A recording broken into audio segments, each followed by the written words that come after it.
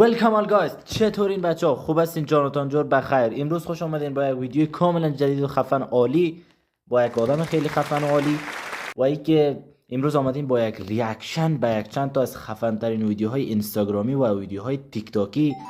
بریم بخیر ببینیم که چی میشه. یک چند تا از آهنگای یک هنرمند ما را آوردیم با یک ویدیوی از اینستاگرامی و ای که این اولین ویدیویی است که من در چنل یوتیوبم پست میکنم. حتما لایک کامنت سابسکرایب فراموشتان نشه. جانم هستین. بدون معطلی بریم سراغ ویدیو. لیتس گو.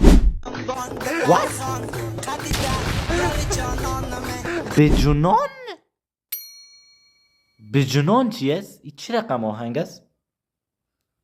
خب دیگه چی گوش کنیم؟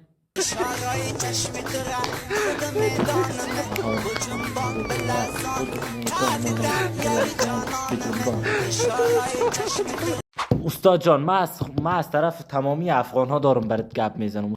من یکی از سرسخت ترین طرفدارایت هستم. من از کشور افغانستان، با اینکه میفهم شاید از هندوستان از پاکستان باشی، اما طرفدارت هستم. بچه ها خواهشند از این ویدیوهای هم آدم در انگلیسی کامنت بتین که مردم فکر کنم این آدم از خارج است. ویدیو دیگه چه سعی کنیم؟ کجا رفتی ای دیوونی؟ دیوونی؟ آدمی شاعر تو کی است؟ دیوونی چی است؟ شونه چقدر دل و مهربونه، مگز تو من چی خواستم بدون عشق و همزبون. آدم امی عشق خو میخوای اوکی ای سعید آلتا همزبونی را چی میکنی؟ همزبونی چی است؟ آدم نیک رفتی که کدام آهو ماهو ریل زدی چطور که گپ تو را یاد بگیره باز بیا که تو همزبان شود.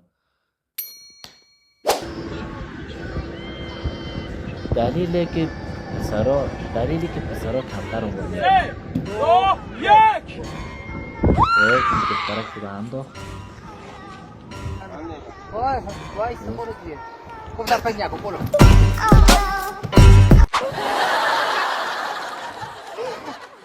خب بچه ها رسیدیم به آخر ویدیو. همین 3 تا ویدیو رو آورده بودم این دفعه. بخیر دفعه های دیگه در زیر کامنت برام بگین که در ویدیوهای چه رقم مردم ها ریاکت بریم. همه قسم رسوا کرده.